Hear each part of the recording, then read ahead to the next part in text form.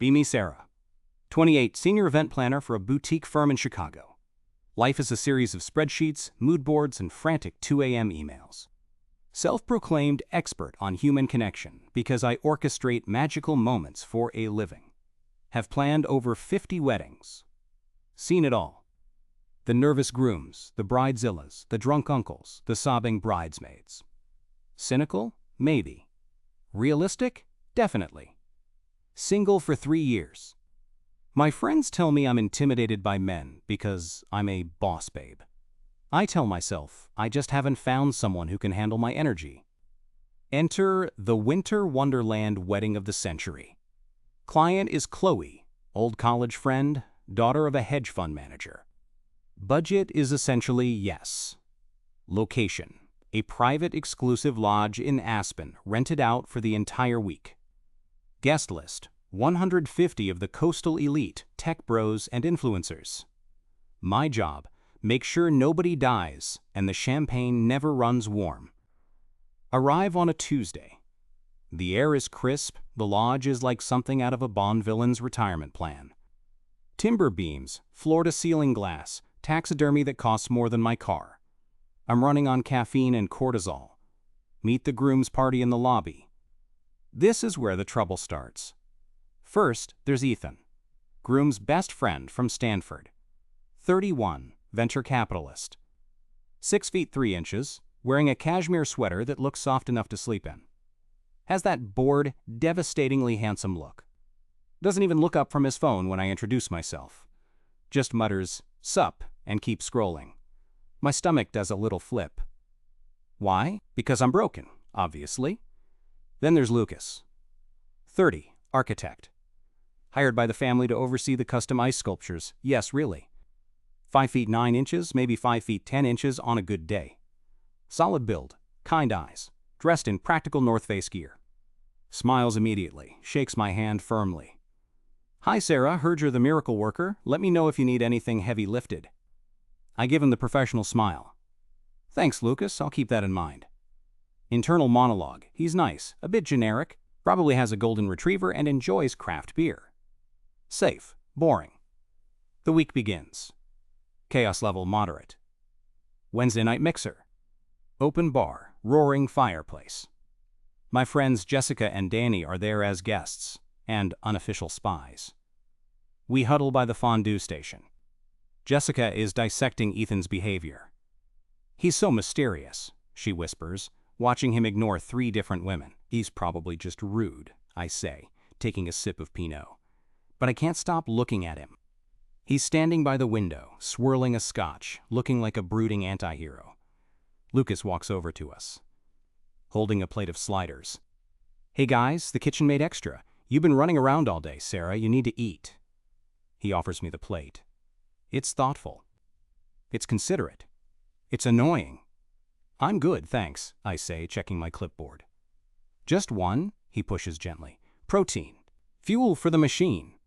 I take one, just to make him go away. "Thanks, Dad," I joke. He laughs, but it's a bit forced. He lingers. Asks about the floral arrangements. Asks about my flight in. Asks if I ski. I give short answers. I'm busy scanning the room for Ethan. Ethan is now talking to a model-looking girl in a fur vest. He looks bored. She looks desperate. Lucas eventually gets the hint and wanders off to talk to the DJ. Danny leans in. "Lucas is cute, and he clearly likes you." I roll my eyes. "He's trying too hard. It's desperate. I can smell the eagerness." "He brought you food," Danny counters. "Exactly. Who does that? We just met." Thursday. Disaster strikes. The main heating unit for the reception tent malfunctions. It's minus 10 degrees outside. If we don't fix it, the flowers will freeze and the guests will turn into popsicles. I'm panicking. Calling local vendors, nobody is picking up. I'm standing in the snow, freezing, hyperventilating. Ethan walks by, carrying a snowboard. Stops, looks at me shivering. "Rough day?" he asks, smirking. "Heater's busted," I snap. "Bummer," he says. "Hope you fix it." Walks away. My heart races. Why is his indifference so attractive? It's sick. 10 minutes later, Lucas shows up. He's carrying a toolbox. Heard there was an issue, he says, breath fogging in the air. I'm an architect, but I know my way around HVAC systems. Let me take a look. He spends 2 hours in the freezing cold. Grease on his face, knuckles bleeding slightly. I'm inside drinking cocoa, watching him through the window. He fixes it. Comes inside, wiping his hands. Should be good to go, just a blown fuse and a loose coupling. He's shivering. Oh my God, thank you, I say. You saved my life. No problem, he smiles. Can I buy you a drink to warm up? I hesitate. I owe him. But I also saw Ethan sitting at the bar alone. I actually have to go check on the caterers, I lie. Rain check?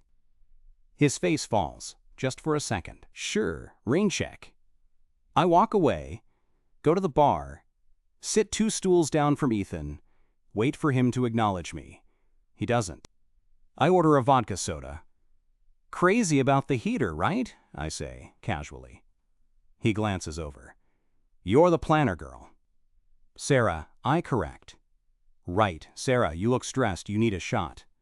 He signals the bartender. Buys me a tequila. Doesn't ask me questions. Doesn't care about my day. Just talks about his portfolio and how Aspen used to be cooler before the tech money ruined it. I listen intently. Laugh at his mean jokes. Feel accomplished because he's paying attention to me. Friday. Rehearsal dinner. Everyone is dressed to the nines. I'm wearing a black silk dress, looking professional but lethal. Lucas finds me by the entrance. He cleaned up nice. Navy suit, tailored. Actually looks handsome. Wow, he says, you look incredible, Sarah. Direct eye contact. Sincere. My stomach turns. It feels cloying. Too much intimacy, too soon. Thanks, I say, looking past him. Have you seen the father of the bride? He's on the patio, Lucas says. Hey, are you free later? There's a group of us going to the hot tubs after this. Nothing crazy. Just unwinding. I cringe internally.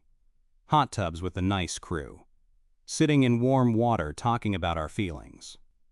I think I have to work late, I say. Come on, he presses. You can't work 24/7. Live a little. I'll see, I say, non-committal. Later that night. I don't go to the hot tubs. I end up in the game room with Ethan and his finance bros. They're playing poker. High stakes. The air is thick with arrogance and expensive cologne. I'm the only girl there. I feel special. One of the guys makes a joke about how women aren't funny. I laugh. I hate myself, but I laugh. Ethan looks at me. You're cool, Sarah.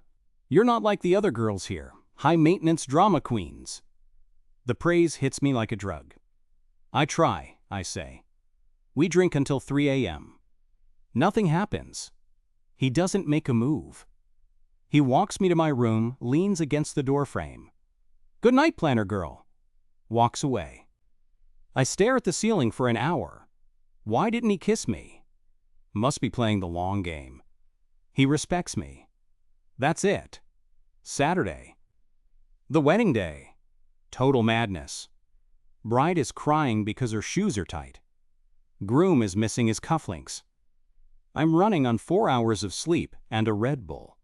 Lucas is everywhere. He finds the cufflinks stuck in a couch cushion.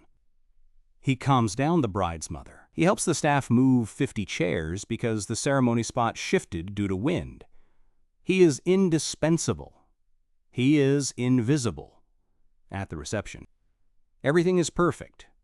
Candlelight, jazz band, expensive food getting cold on plates. I'm standing in the shadows, watching. Lucas comes over. 2 glasses of champagne. We made it, he says. Well, you made it. It's beautiful, Sarah. You're really talented. I take the glass. It's my job, Lucas.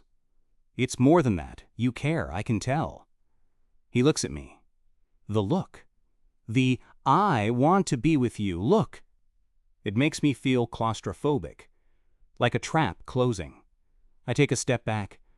I should go check on the cake cutting. I flee. Find Jessica and Danny in the bathroom doing touch-ups. Okay, Jessica says. Ethan has been staring at you all night. Has he? My heart leaps. Yes, he's at the bar. Go. I fix my lipstick. Go to the bar. Ethan is there, tie loosened. He looks reckless. Hey, I say. There she is, he grins. The mastermind. He leans in close. Smells like whiskey and danger. Let's get out of here, he whispers. What? I can't leave. The reception isn't over. Boring, he says. Come to my cabin. I have a bottle of 1942 and a view. This is it. The moment. I tell my assistant to handle the exit. I follow Ethan out the side door. We go to his cabin. It's luxurious. We drink. We hook up. It's okay. Kind of aggressive. Not much foreplay. He falls asleep immediately after. Doesn't cuddle. Doesn't ask if I'm okay. I lie there, feeling hollow. Check my phone. Text from Lucas. Hey, didn't see you at the send-off. Hope you're okay. You did a great job today. I feel a twinge of guilt. Squash it. Sunday morning. The brunch. Everyone is hungover and wearing sunglasses inside. I do the walk of shame back to the main lodge. Run into Ethan in the hallway. He's laughing with some guys. Sees me. Nods. Sup. That's it. No. Good morning. No, last night was fun. Just sup. I feel sick. Go to the brunch buffet. Lucas is there. He sees me. His face lights up, then falters when he sees my disheveled hair and same dress. He knows. He's smart. He walks over anyway. Coffee? He asks. I can get it myself. I snap. I'm angry. Angry at Ethan. Angry at myself. And taking it out on Lucas because he's safe target. Whoa! Lucas holds up his hands. Just trying to be nice. That's the problem, Lucas, I hiss. You're always nice. It's exhausting. Do you ever just say what you mean? He blinks. Stunned. People are looking. I thought I was being clear, he says quietly. I like you, Sarah. I've been trying to show you that all week. By fixing heaters and bringing me sliders? I scoff. That's not flirting, that's being an assistant. Low blow. I see the hurt in his eyes. But I can't stop. I don't need a caretaker, Lucas. I need a man, someone with an edge, someone who challenges me. Lucas sets his coffee down. His expression changes. The kindness evaporates, replaced by a cold, hard realization. You don't want a challenge, he says, voice steady. You want anxiety. I freeze. Excuse me? You want the guy who makes you question your worth? He continues. Because you think fighting for attention means it's valuable. You think stable means boring because you're addicted to the highs and lows. You don't know me, I say, voice shaking.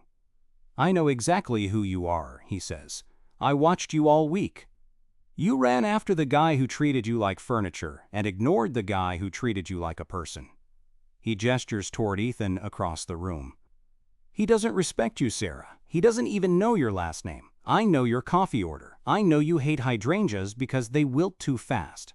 I know you rub your left temple when you're stressed. I feel tears pricking my eyes. Stop it. No, he says. You asked for honesty. Here it is. Men aren't complicated. We're simple. I liked you. I showed up. I helped. I tried to connect. That wasn't enough for you, because it was too easy. You equate love with suffering. He steps closer, voice dropping. You're going to go back to the city. You're going to tell your friends that I was clingy or too available. You're going to cry over Ethan when he ghosts you in 3 days. And you're going to wonder why you're single. But the truth is, you're single because you swipe left on good men every single day. He checks his watch. I have a flight to catch. Good luck, Sarah. He walks away. Doesn't look back. I stand there, trembling. Ethan walks by a minute later. Hey, babe, you seen the bagel station? He grabs a bagel and leaves without waiting for an answer. Monday. Back in Chicago. My apartment is silent. I order Thai food. Sit on my couch. Open Hinge. Match from Ethan? Gone. Unmatched. I scroll. See a profile. David, 29, engineer. Photo of him hiking. Bio, looking for someone to share Sunday mornings with. I make great pancakes. 5'10". Looks kind. Looks like Lucas. I hover my thumb over the checkmark. My brain whispers, where's the spark? Where's the mystery? He looks too nice. Probably clingy. Probably boring. I swipe left. Next profile. Julian, entrepreneur. Shirtless mirror selfie. Bio, here for a good time, not a long time. Don't be boring. My heart speeds up. Swipe right. It's a match. Message pops up. Hey, trouble. I smile. Type back. Hey, yourself. I tell myself this time will be different. I tell myself I'm just being picky. I take a bite of cold pad thai. The silence in the apartment is deafening. But at least I'm not settling. Right? Right?